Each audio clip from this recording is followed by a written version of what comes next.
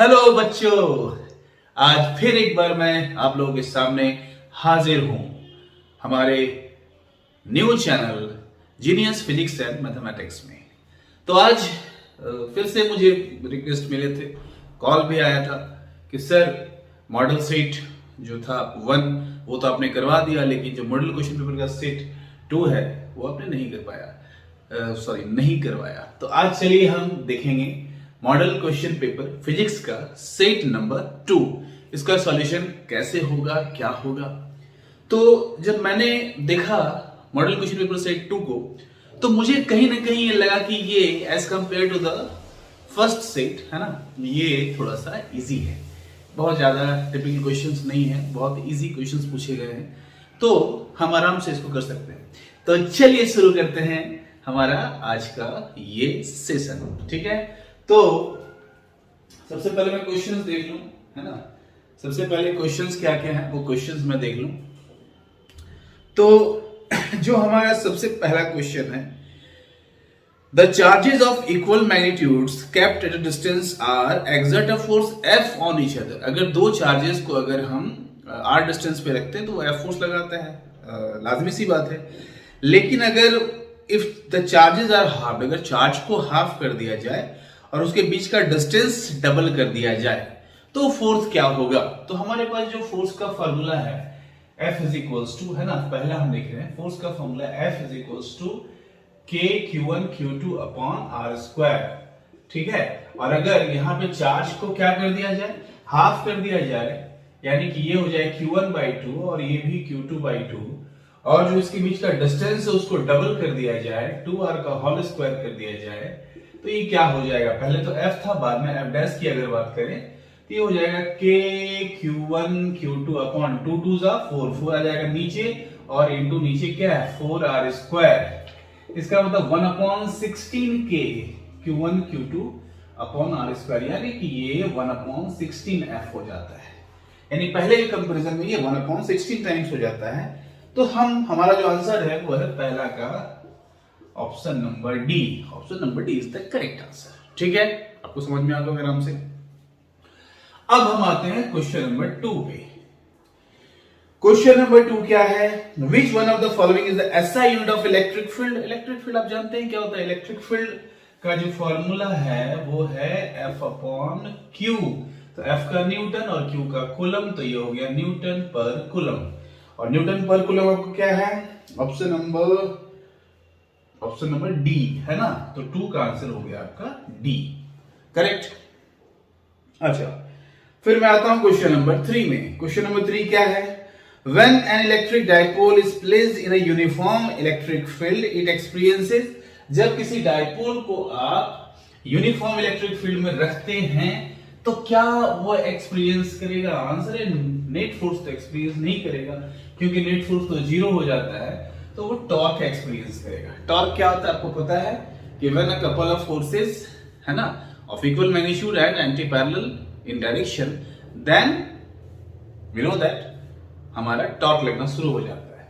तो ये अगर हमारे पास इलेक्ट्रिक फील्ड है, यूनिफॉर्म इलेक्ट्रिक फील्ड, ओके, और इसमें अगर मैं किसी डाइपोल को रख दूं, इसमें अगर मैं किसी डाइपोल को ऐसे करके रख देता हूं, तो एक फोर्स तो इधर लगेगा आपका F is equals to plus QE, और एक फोर्स आपका इधर लगेगा F is equals to minus QE। तो अगर आप नेट फोर्स देखिएगा तो नेट फोर्स जो आपका हो जाएगा वो तो 0 हो जाएगा, ये प्लस QE और माइनस QE, नेट फोर्स 0। लेकिन चूंकि यहाँ पे दो फोर्सेज हैं, अ कपल ऑफ फोर्स है, दोनों का मैग्नीट्यूड इक्वल है, डायरेक्शन क्या है, एंटी पैरेलल है, तो यहाँ पे टॉर्क लगना शुरू हो जाएगा। तो आपका जो आंसर है वो है 3 का बी। 3 का बी, यानी क्या लगेगा, नेट फोर्स या टॉर्क। तो आंसर है यहाँ पे टॉर्क लगेगा। क्यों, क्योंकि नेट फोर्स को यहाँ पे 0 हो जाना है। क्या हो जाना है, 0 हो जाना है, ओके। तो ये हो गया थर्ड का answer. Fourth, 1V equals to 1 volt equals to, the volt हमको पता है पोटेंशियल डिफरेंस का होता है, और वो होता है V equals to W upon Q। तो W का आपका जूल हो जाता है, Q का आपका कूलम हो जाता है, तो 1 जूल पर कूलम हम कह सकते हैं। तो आपका जो आंसर है 4 का वो है सी, है ना, 4 का आंसर है आपका C. Okay, option number C is the correct answer. ठीक है, अब आते हैं हम क्वेश्चन नंबर 5 पे। If a dielectric slab is introduced in between the two plates of a parallel plate capacitor, then its capacitance, इसका कैपेसिटेंस क्या होगा? पहले ही आप देखिए जाके मॉडल क्वेश्चन जो हमारा सेट 1 का था, वहां मैंने इसको आपको बताया था, वहां मैंने दिखाया था कि जब आप किसी डाइलेक्ट्रिक को डालते हैं तो उसका कैपेसिटेंस इंक्रीज कर जाता है। नहीं आपको याद है तो आप जाके देख सकते हैं फिर से वापस वो वाला वीडियो। ठीक है, तो इसका आंसर हो जाएगा 5 का ए, है ना, कैपेसिटेंस इंक्रीजेस। उसके बाद question number 6, the value of absolute permittivity of free space, है ना, यहां पूछा गया एप्सिलॉन नॉट की वैल्यू। तो एप्सिलॉन नॉट की value, question number 6, epsilon not की वैल्यू होती है 8.85 into 10 to the power minus 12 coulomb square पर न्यूटन पर मीटर स्क्वायर। इसलिए आपका ऑप्शन नंबर कौन सा ऑप्शन है? ऑप्शन नंबर ए, है ना, 6 का A, option number A is the correct answer. ठीक है, ओके, तो आपसे भी कह रहा हूं एग्जाम्स आपके नजदीक है, तैयारी अच्छे से करें, है ना, और डाउट्स हो तो पूछा करें। क्वेश्चन नंबर 7, आगे की हम और बढ़ते हैं।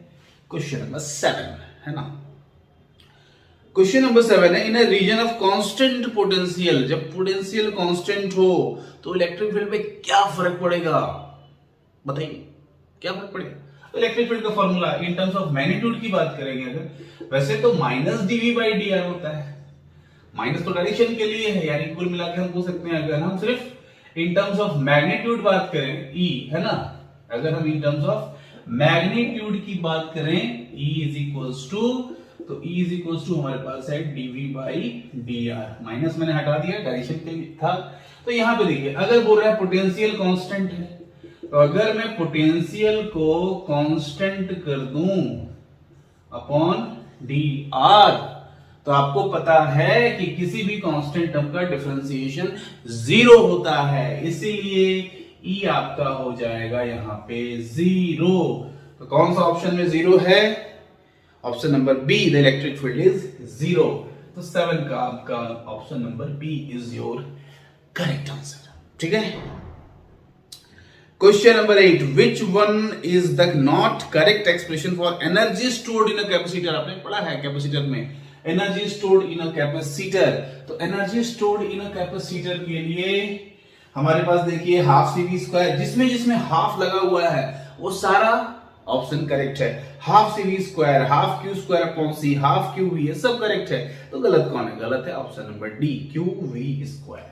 तो इसका आंसर है option number d, q v square, है ना। इसका एक्सप्रेशन अगर आपको पता है तो अच्छी बात है, और अगर नहीं पता है इसको कैसे करते हैं तो आप, अगर आप चाहें तो मैं इस पे एक अलग से वीडियोस बना सकता हूं। ओके, अलग से बहुत सारी वीडियोस बनाऊंगा अगर आपके लिए।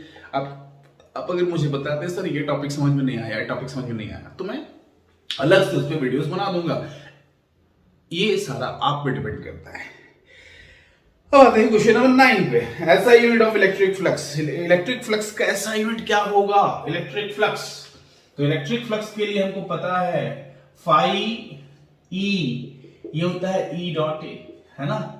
ई क्या है? Electric field.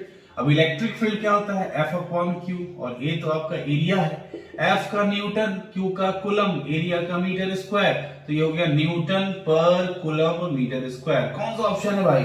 Newton per coulomb metre square, option number C. तो 9 का आपका करेक्ट आंसर है सी।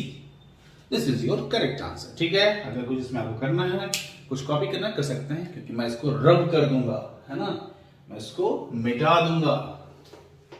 आगे की ओर बढ़ते हैं हम। क्वेश्चन नंबर 9 हो गया हमारा। अब हम बढ़ेंगे क्वेश्चन नंबर 10 की तरफ। क्वेश्चन नंबर 10, ठीक है, क्या है question number 10? This is okay. Question number 10, the surface considered for Gauss's law. Gauss का जो लॉ है उसमें जो वो सरफेस बनाया जाता है, वो सरफेस जिसको चारों तरफ से घेर लेते हैं, कौन सरफेस है? गॉसियन सरफेस, है ना। तो 10 का जो करेक्ट आंसर है वो है सी, गॉसियन सरफेस। गॉसियन सरफेस वो भी आपको समझ में आना चाहिए। गॉसियन सरफेस हम ऐसा ड्रॉ करते हैं ताकि उसमें इलेक्ट्रिक फील्ड का जो डायरेक्शन है और जो एरिया वेक्टर का डायरेक्शन है वो किसी पर्टिकुलर सरफेस के लिए सिमेट्रिक होना चाहिए, है ना। अगर सिमेट्रिक नहीं है तो वो गॉसियन सरफेस नहीं है। Question number 11, an electric charge q is placed at the center of a cube of side a, the electric flux on one of its faces will be, बहुत सिंपल है। Cube में कितने faces होते हैं? 6 faces होते हैं। तो अगर मैं निकालूं 6 फाई सरफेस है ना, 6 सरफेस होते हैं, तो फाई एस को मैं एक सरफेस के लिए बता रहा हूं, तो 6 सरफेस के लिए 6 फाई एस हो जाएगा। और ये किसके बराबर होगा? ये तो फाई ई के बराबर होता है, सॉरी फाई इलेक्ट्रिक फ्लक्स है तो फाई ई के बराबर होता है, और ये होता है क्यू अपॉन एप्सिलॉन नॉट। तो एक सरफेस के लिए कितना होगा? एक सरफेस के लिए हो जाएगा क्यू अपॉन 6 एप्सिलॉन नॉट। तो ये कौन सा ऑप्शन है आपका? तो ये ऑप्शन नंबर ए, तो 11 का हो गया option number A. This is your correct answer. अब आते हैं हम 12 पे। Ohm's law is followed by, Ohm's law पता है आपको, कंडक्टर सेमीकंडक्टर फॉलो करते ही नहीं, वो बोलते हैं नहीं बाबू हम नहीं पारेंगे इससे।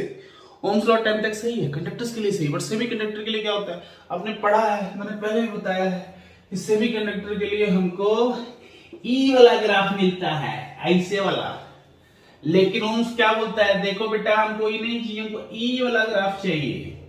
तो ई वाला ग्राफ किसमें मिलेगा? कंडक्टर्स में। तो आपका जो करेक्ट आंसर है 12th का वो है ए, कंडक्टर, है ना।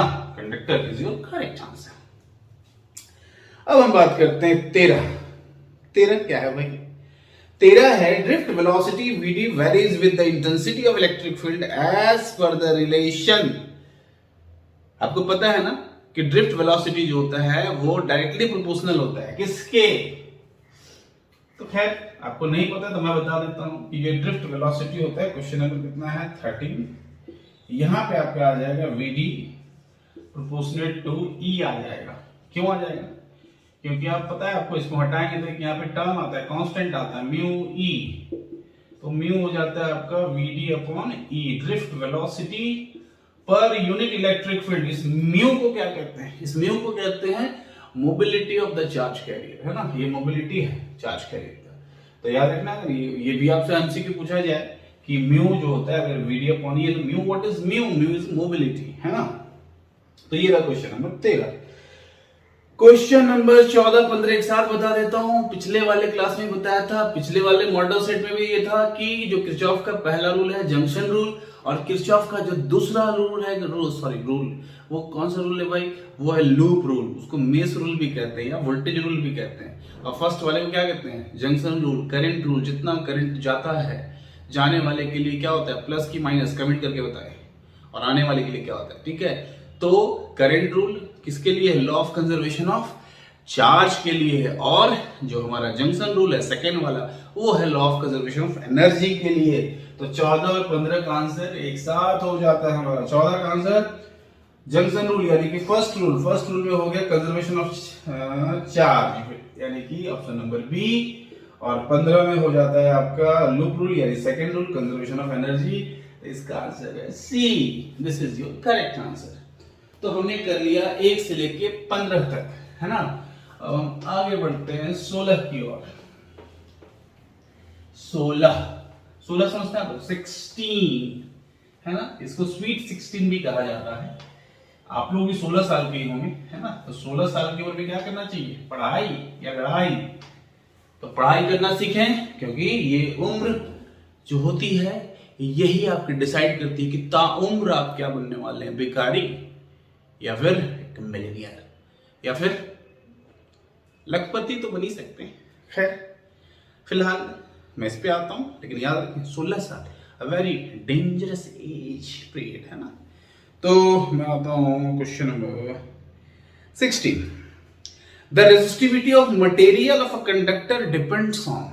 रेजिस्टिविटी किस पर डिपेंड करेगा? आंसर है भैया रेजिस्टिविटी लेंथ पे तो डिपेंड करता नहीं है, एरिया पे भी डिपेंड नहीं करेगा, वो तो रेजिस्टेंस का फॉर्मूला है ना। रेजिस्टेंस का फॉर्मूला है रो एल अपॉन ए। लेकिन जब ये यूनिट होता है ये भी यूनिट होता है, तब रो जो है वो आर के बराबर होता है। कब? जब एल भी 1 होता है ए भी 1। तो लेंथ और एरिया पे तो ये डिपेंड करता ही नहीं है। किस पर डिपेंड करेगा? टेम्परेचर पर, नेचर ऑफ मटेरियल पर, है ना। तो इसका आंसर होगा टेम्परेचर।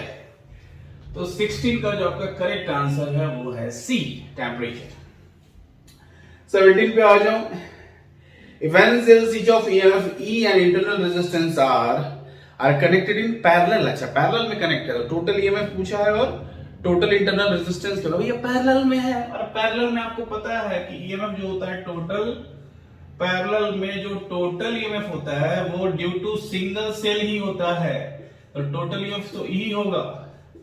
लेकिन अगर मैं टोटल रेजिस्टेंस की बात करूं तो total resistance 1/R is equal to कितना, 1/R plus 1/R plus 1/R, कितना टाइम्स है, कितना है n, तो n टर्म्स तक जाएगा, तो 1/R is equal to n/R, तो R हो जाएगा आपका R/n। इसका मतलब E और R/n किसमें आ रहा है, ऑप्शन नंबर ए। इसका मतलब आपका जो है option number A is your correct answer. तो 17 के लिए लिख लीजिए ऑप्शन नंबर ए। ओके, अब हम आते हैं क्वेश्चन नंबर 18 पे। क्वेश्चन नंबर 18 क्या है, क्वेश्चन नंबर 18 है the resistivity of alloy manganin is, manganin ये बड़ा इंपॉर्टेंट है, मैंगनीन हो चाहे यूरेका हो, इसका जो टेम्परेचर होता है आपका, सॉरी टेम्परेचर, इसका जो रेजिस्टिविटी होता है, इसका रेजिस्टिविटी टेम्परेचर के कारण क्या, टेम्परेचर बढ़ने से बढ़ता है, बहुत कम रेयरली केस में ऐसा होता है।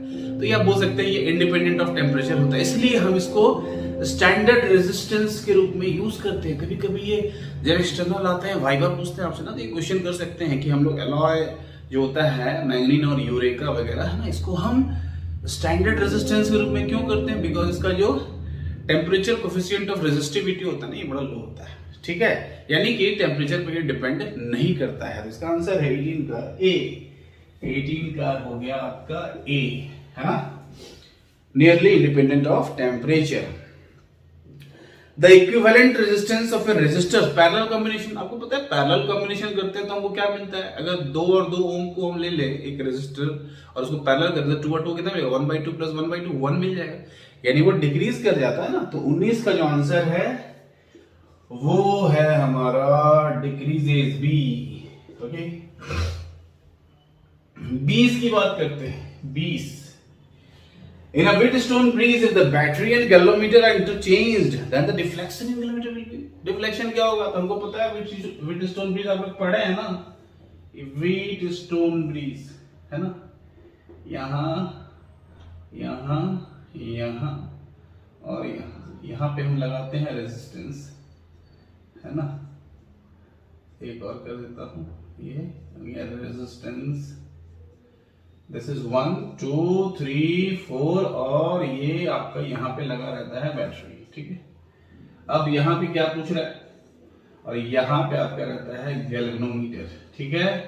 और जब ये दोनों का रेशियो बराबर होता है P/Q ऐसा आपने पढ़ा है, हाँ, तो उस समय ये बैलेंस्ड कहलाता है और यहाँ पे कोई डिफ्लेक्शन नहीं दिखता। अब बोलता है इसको इंटरचेंज कर दे, भैया इंटरचेंज कर दे चाहे कुछ कर दे, रहेगा तो व्हीटस्टोन ना, इसलिए ये व्हीटस्टोन ब्रीज ही रहेगा, तो कोई डिफ्लेक्शन शो नहीं करेगा। मैं इसको उठा के यहाँ लगा देता हूँ, है ना, मैं इसको उठा के यहाँ लगा दिया, देखिए, और यहाँ पे लगा दिया ये वाला गैल्वेनोमीटर को, ठीक। क्या हुआ, अभी भी तो है ब्रीज वही, अभी तो रेजिस्टेंस वही फिक्स है, कहीं लगा लो। ये गैल्वेनोमीटर देखिए, यहाँ से करंट इसमें गया, इधर इसमें गया करंट, तो यहाँ से जब इधर करंट जाएगा और इधर जो करंट जाएगा दोनों बराबर ही होगा, ठीक है, तो वहां पे तब भी डिफ्लेक्शन आपको नहीं दिखेगा। तो कहने का मतलब ये है कि नॉट चेंज, तो 20 का आंसर हो गया C, not change is your correct answer. 21 की बात करते हैं, 21 में क्या बोलता है, 21 में बोलता है the nature of parallel currents and anti parallel current. तो ये फिर से प्रीवियस लेक्चर में जाके देखिए, मॉडल सेट 1 जो सॉल्व किया था, parallel current attracts each other, anti parallel repel each other, तो आंसर कहां है भाई, पैरेलल करंट्स अट्रैक्ट, हाँ वेरी गुड, 21 का b, b is your correct answer, ठीक है। तो 21 भी हो गया। 22 पे आते हैं, 22 क्या है, A charged particle is moving on circular path with velocity v in a uniform magnetic field B.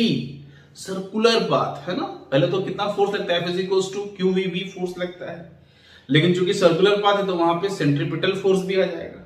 तो हम क्या करेंगे यहाँ पे, है ना, सेंट्रीपिटल फोर्स 22 की बात कर रहा हूं। सेंट्रीपिटल फोर्स क्या होता है, सेंट्रीपिटल फोर्स होता है mv² अपॉन r, और ये होता है pqv magnetic force, electromagnetic force. एक v कैंसिल हो गया, तो r की वैल्यू कितनी हो जाएगी, r की वैल्यू हो जाएगी mv upon bq, this is your value of r। अब कहता है कि अगर क्या किया जाए, वेलोसिटी को कर दिया जाए डबल और मैग्नेटिक फील्ड को कर दिया जाए आधा, यानी कि नया वाला निकालेंगे r डैश, है ना, दिख रहा है क्या, हाँ दिख रहा है, r डैश, तो नया वाला निकालेंगे, वेलोसिटी को कर देंगे डबल तो ये हो जाएगा 2v, और इसको कर देंगे हाफ तो ये हो जाएगा हाफ b, ये 2 फिर से ऊपर चला जाएगा और 2 ऊपर चला गया तो r डैश कितना हो जाएगा 4 mv अपॉन bq, और mv अपॉन bq क्या पहले वाला है, तो r डैश कितना हो गया 4r के बराबर हो गया, यानी नया वाला जो आपका रेडियस है वो 4 टाइम्स हो जाएगा। अब 4 टाइम्स कहाँ है आपका भाई, 22 का b, तो 22 का आपका b जो है वो करेक्ट आंसर है, ठीक है, 22b। अब आते हैं 23, ऐसा unit of magnetic flux. Magnetic flux कैसा यूनिट फिर से पहले ही बता चुका हूं, फर्स्ट वाले में नहीं पता है जाके देखिए, टेस्ला नहीं होता है, मैग्नेटिक फील्ड का होगा, ठीक है, वेबर, है ना, weber is the correct answer. तो आपका 23 का डी, है ना, ये आपका करेक्ट आंसर है मैग्नेटिक फ्लक्स के लिए, ठीक है। मैग्नेटिक फ्लक्स का क्या होता है, वेबर, ओके। अब आते हैं हम, cyclotron is used to accelerate, question number 24। Cyclotron आपने पढ़ा है, हम चार्ज पार्टिकल एक्सेलरेट करते हैं इससे, लेकिन हाँ यहाँ पे एक एक्सेप्शनल केस है, इलेक्ट्रॉन को एक्सेलरेट नहीं करता। अच्छा, चार्ज पार्टिकल में तो न्यूट्रॉन आएगा ही नहीं, तो न्यूट्रॉन पहले ही खत्म हो गया, इलेक्ट्रॉन भी नहीं आएगा। इलेक्ट्रॉन चूंकि बड़ा हल्का होता है, जब उसको एक्सेलरेट करते हैं ना तो बड़ा जल्दी वो स्पीड को गेन कर लेता है, और जब वो स्पीड को गेन कर लेता है ना तो वो जो सिंक्रोनाइज होता है ना, टाइम पीरियड वाला सिचुएशन, अगर नहीं पता है तो आप कहिएगा, वैसे पे एक अलग से वीडियो बना दूंगा, तो वो सिंक्रोनाइज नहीं हो पाता है, टाइम लैप हो जाता है वहां पे, है ना, वो टाइम लैग हो जाता है एक्चुअली, सिंक्रोनाइज नहीं हो पाता है कि जब उसको इंटरचेंज करना होता है ना वो हो नहीं पाता है, तो उसके कारण से वो फिर अपने पाथ पे वापस आ जाता है, वहीं पे कहीं ना कहीं फंस के रह जाता है। तो इसलिए इसका आंसर है पॉजिटिव आयंस, 24 का सी, ठीक है, 24 का c is your correct answer. 25 पे आते हैं, the magnetic field b at the centre of a current carrying circular loop कितना होता है, mu not I by 2r, है ना। 25 का जो होता है वो होता है बी का सर्कुलर लूप के लिए mu not I by 2r, है ना, 2r ही ना होता है। तो यहाँ पे क्या इनवर्सली प्रोपोर्शनल हो गया ना, ये तो इनवर्सली प्रोपोर्शनल हो गया, और अगर इनवर्सली प्रोपोर्शनल हो गया तो यही तो चुनना था ना, हाँ यही हो गया, b is inversely proportional to r, तो 25 का आंसर है आपका बी। तो 25 का आप क्या लिखिएगा, 25 का आंसर है बी, ओके। तो b is your correct answer, inversely proportional to r।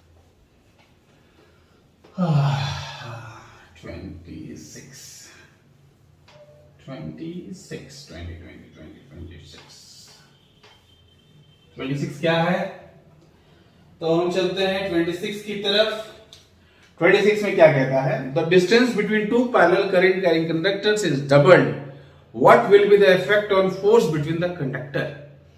तो यहां कहता है कि दो पैरेलल करंट कैरिंग कंडक्टर है ना, एक कंडक्टर ये है, एक कंडक्टर ये है, दोनों पैरेलल है, दोनों में करंट जा रहा है, देखिए है ना, वही आ गया, ऊपर जाएगा तो फोर्स ऑफ अट्रैक्शन, और अगर नीचे जाएगा तो एक ऊपर एक नीचे, तो वो फोर्स ऑफ रिपल्सन हो जाता है। तो इसके बीच में जो फोर्स लगता है F, एक्चुअली वो हम निकालते हैं फोर्स पर यूनिट लेंथ, ये कितना होता है ना। तो ये जो आपका है फोर्स पर यूनिट लेंथ, इसका जो हमारा एक्सप्रेशन है, इसका एक्सप्रेशन आपको पता है, ये होता है mu naught I1 I2, mu naught I1 I2 upon 2 pi r, है ना। Small f is equals to f upon l is equals to mu naught I1 I2 upon 2 pi r। तो इसमें ये पूछा गया है कि अगर क्या कर दिया जाए, डिस्टेंस को डबल कर दिया जाए, ये डिस्टेंस को डबल कर दीजिए, यानी कि यहाँ 2r कर दीजिए, तो फोर्स कितना हो जाएगा, सिंपल है, यहाँ पे 2 करेंगे तो हाफ हो जाएगा, तो फोर्स आपका क्या हो जाएगा, फोर्स आपका हाफ हो जाएगा, है ना। तो हाफ कौन सा आंसर है भाई, 1/2 टाइम्स, तो 26 का जो करेक्ट आंसर है वो है b. B is your correct answer, 26 b is your correct answer. अब हम आते हैं 27 में, ये था 26, 27 a moving charged particle experiences no force while moving through uniform magnetic field। अगर एक moving charge particle magnetic field में जा रहा है, कोई फोर्स एक्सपीरियंस नहीं कर रहा है। फोर्स कब एक्सपीरियंस करता है, जब वो परपेंडिकुलर होता है। तो क्लियर है, परपेंडिकुलर तो होगा नहीं, तो क्या है आंसर, पहला तो होगा नहीं, दूसरा parallel. Very good, charge particle moves parallel to the magnetic field. अगर पैरेलल हो गया तो थीटा 0 हो जाएगा, और थीटा 0 हो गया तो वहां पे वो कोई भी V और B के बीच का एंगल 0 है ना, वो जिधर आपका मैग्नेटिक फील्ड है उधर ही वो जा रहा है ना, उसके खिलाफ जाइएगा तब तो फोर्स लगाएगा, तो उसके खिलाफ आप जा नहीं रहे, जिधर मैग्नेटिक फील्ड है उधर ही जा रहे हैं। अभी आप पानी में, नदी में जब तैरने के लिए उतरते हैं तो नदी की धारा जिधर जा रही है उधर ही जाइए, तो फोर्स आप पे लगाएगा क्या, नहीं लगाएगा। लेकिन नदी की धारा के विपरीत जाइए तो फोर्स लगाएगा। घर में भी आप देखिएगा, पापा मम्मी जो बोलेंगे उसके साथ साथ चलिए, कोई दिक्कत नहीं है, नो फोर्स। लेकिन अगर पापा मम्मी के विरुद्ध जाइएगा तो फोर्स लगना शुरू हो जाएगा, चार झाप लगेगा कान के नीचे, है ना। तो यहां भी वही है कि अगर दोनों पैरेलल है, यानी जिस डायरेक्शन में मैग्नेटिक फील्ड उसी डायरेक्शन में वो पार्टिकल जा रहा है, तो क्यों फोर्स लगाएगा, नहीं लगाएगा। बोलेगा हम नहीं लगाएंगे बेटा, तो मेरा बात मान लिया है। तो 27 का जो आंसर है वो है बी। अब आते हैं 28 क्या होगा। 28 है, the earth behaves as a magnet with magnetic field pointing approximately from the geographically. Geographic क्या है इसका, तो आंसर है कि जो ज्योग्राफिकल नॉर्थ होता है वो तो अर्थ का मैग्नेटिक साउथ होता है, और जो ज्योग्राफिकली साउथ होता है वो अर्थ का मैग्नेटिक नॉर्थ होता है। तो क्लियर हो गया कि ये पॉइंट किधर करेगा, ज्योग्राफिकली नॉर्थ टू साउथ, तो पॉइंटिंग तो नॉर्थ की तरफ करता है ना। तो यहाँ पे जो साउथ होगा वही ना नॉर्थ की तरफ पॉइंटिंग करेगा, तो ज्योग्राफिकली साउथ जो है वो तो मैग्नेटिक नॉर्थ है, इसलिए जो इसका आंसर होगा वो होगा, किधर गया भाई, आंसर है साउथ टू नॉर्थ, 28 का बी। ठीक है, साउथ टू नॉर्थ क्यों, क्योंकि जो ज्योग्राफिकल साउथ है वो ना आपका अर्थ का मैग्नेटिक नॉर्थ है, तो नॉर्थ से ही तो निकलता है मैग्नेटिक फील्ड लाइन, साउथ की तरफ जाता है। तो जो मैग्नेटिक नॉर्थ है वो अर्थ का ज्योग्राफिकल साउथ है, इसलिए ज्योग्राफिकल पूछा है यार। ज्योग्राफिकल के लिए क्या आएगा, साउथ टू नॉर्थ, क्योंकि साउथ जो ज्योग्राफिक है वो नॉर्थ है, और जो आपका नॉर्थ है ज्योग्राफिकली वो एक्चुअली मैग्नेटिक का साउथ है। अब आते हैं 29 का क्या होगा। 29 पूछा है, the angle between geographic meridian and magnetic meridian. आपको पता है इसको हम कहते हैं मैग्नेटिक डेक्लिनेशन। ज्योग्राफिक मेरिडियन और मैग्नेटिक मेरिडियन के बीच का जो एंगल होता है वो होता है मैग्नेटिक डेक्लिनेशन। और अर्थ के मैग्नेटिक फील्ड के साथ जो हम बनाते हैं एंगल, है ना, हॉरिजॉन्टल सरफेस के साथ जो मैग्नेटिक फील्ड का एंगल बनता है वो क्या कहता है, वो एंगल ऑफ डीप होता है। तो यहाँ पे तो आपका मैग्नेटिक डेक्लिनेशन होगा, तो 29 का आंसर हो गया ए, मैग्नेटिक डेक्लिनेशन। अब आते हैं 30, the strength of the earth magnetic field. Earth का जो मैग्नेटिक फील्ड है उसका स्ट्रेंथ ऑप्शन क्या दिया है, कांस्टेंट है ना भैया, कांस्टेंट तो नहीं है, क्योंकि आप जानते हैं चुंबक से भी अगर निकलता है मैग्नेटिक फील्ड तो जहां पे वो मैग्नेटिक फील्ड लाइंस बड़ा कंसंट्रेटेड होता है ना, वहां पे स्ट्रेंथ ज्यादा होता है, जहां पे दूर हो जाता है वहां पे वो चेंज हो जाता है, वो कम हो जाता है। तो कांस्टेंट तो नहीं है, जीरो भी नहीं है, हैविंग वेरी हाई वैल्यू ऐसा भी नहीं है, तो vary from place to place, vary from place to place, ये 30 का आपका जो डी आंसर है ये बड़ा अच्छा है। और ये जो ऑर्डर होता है ना मैग्नेटिक फील्ड का, जो ऑर्डर होता है स्ट्रेंथ का, वो हमेशा ऑर्डर, ये याद रखिए कभी एमसीक्यू पूछेगा, ये 10⁻⁵ के ऑर्डर में होता है। ठीक है, अच्छा अब आते हैं 31, the vertical component of earth magnetic field at a place is √3 times the horizontal component. Very good, angle of deep क्या होगा, वेरी गुड, तो एंगल ऑफ डीप का जो हमारा है डेल्टा, इसका होता है tan इनवर्स वर्टिकल और ये हॉरिजॉन्टल, ये ना होता है vertical component of earth magnetic field and horizontal. तो क्या कहा है यहाँ पे कि जो वर्टिकल कंपोनेंट है वो √3 टाइम्स है हॉरिजॉन्टल के, तो नीचे भी वो हॉरिजॉन्टल है ना। क्या बोला है फिर से समझिएगा, जो वर्टिकल वाला है वो √3 टाइम्स है हॉरिजॉन्टल वाले के। ठीक है, तो जहां वर्टिकल था हमने वहां √3 BH डाल दिया, BH कट गया, तो डेल्टा क्या बन गया, tan इनवर्स √3, और √3 tan में किसकी वैल्यू होती है, tan 60 डिग्री की वैल्यू होती है। तो डेल्टा कितना हो जाएगा, तो डेल्टा 60 डिग्री हो जाएगा, यानी एंगल ऑफ डीप कितना का हो गया, 60 डिग्री का हो गया। तो करेक्ट आंसर है आपका 60 डिग्री, ऑप्शन नंबर सी। तो 31 का जो आपका है option number C is your correct answer. ठीक है, अब हम आते हैं 32 में। Lenz's law is a consequences of, अभी देखिएगा, अभी 2 दिन पहले मैंने एक वीडियो डाला है लेंजेस लॉ के लिए, है ना, उसमें लिखा हुआ भी है कि प्रकृति को छेड़छाड़ पसंद नहीं है, वहां पे जाके देखिएगा लेंजेस लॉ है consequences of conservation of energy. तो 32 का जो आपका option A is your correct option. ठीक है, 33 की मैं बात करूं तो EMF induce in a coil, ये भी मैंने बताया, वही सेम लेक्चर में आप जाके देखिएगा। ये जो ईएमएफ इंड्यूस होता है, अगर मैं फैराडे उसका मैग्नीट्यूड दिया था, लेंज जो था वो उसका डायरेक्शन बताया था, तो सिर्फ अगर मैं मैग्नीट्यूड की बात करूं तो ईएमएफ का जो फॉर्मूला होता है इन टर्म्स ऑफ मैग्नीट्यूड वो होता है d∅dt, यानी ये किसके प्रोपोर्शनल है, rate of change of magnetic flux, यानी कि 33 का आपका बी आपका करेक्ट आंसर है। 33 का बी जो है वो करेक्ट आंसर है। 34 SI unit of mutual inductance, सबको पता है म्यूचुअल इंडक्टेंस का एसआई यूनिट क्या होता है भैया, तो म्यूचुअल इंडक्टेंस हो चाहे सेल्फ इंडक्टेंस हो, इसका यूनिट होता है हेनरी। क्या होता है, हेनरी। हमेशा याद रखिएगा, सेल्फ इंडक्टेंस हो या म्यूचुअल इंडक्टेंस हो, इसका यूनिट होता है हेनरी, और इसको हम हेनरी को लिखते हैं, ये भी एक याद रखिए, कभी कभी अगर पूछ दे आपको वेबर पर एम्पियर, है ना, वेबर पर एम्पियर ये भी होता है, तो इसका हेनरी या फिर वेबर पर एम्पियर।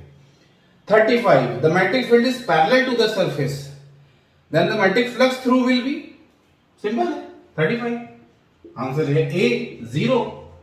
क्यों 0, मैग्नेटिक फील्ड जो है वो पैरेलल है सरफेस के। अब देखिए ये सरफेस है ना, अब देखिए इसको मैं समझाता हूं आपको, समझिएगा, है ना, ये सरफेस है और मैग्नेटिक फील्ड इसके पैरेलल है, तो इस सरफेस से मैग्नेटिक फील्ड लिंक होगा क्या, आंसर नहीं होगा, जो पैरेलल जा रहा है कहीं लिंक नहीं होगा।